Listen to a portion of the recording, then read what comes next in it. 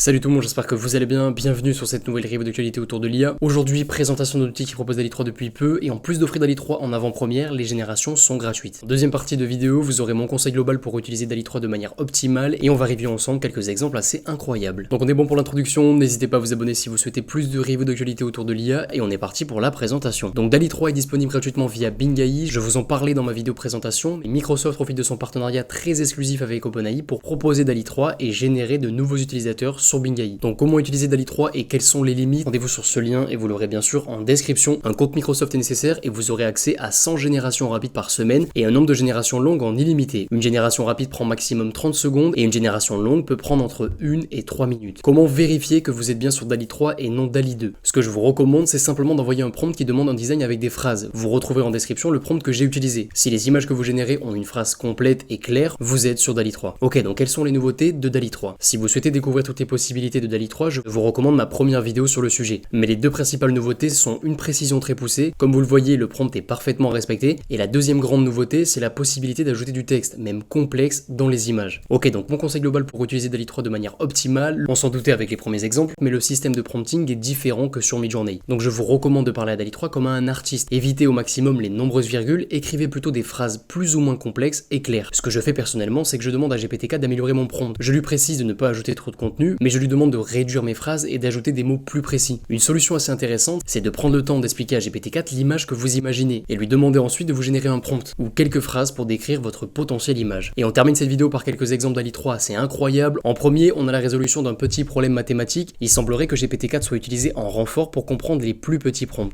Ensuite, on a deux portraits très intéressants. Je vous invite à mettre sur pause pour observer les détails. Ensuite, on a également la possibilité de réaliser des petits extraits de BD et le résultat est largement exploitable. Et on termine par un exemple que je trouve assez incroyable. C'est un exemple partagé par le compte officiel de DALL-E 3 sur Instagram et le résultat est vraiment bluffant. Donc on arrive à la fin de cette review d'actualité autour de l'IA, j'espère qu'elle vous aura plu. N'hésitez pas à envoyer sur le Discord vos générations et n'hésitez pas également à vous abonner. Vous aurez le lien du Notion en description. Je vous souhaite une belle journée, on se dit à très vite. Ciao ciao.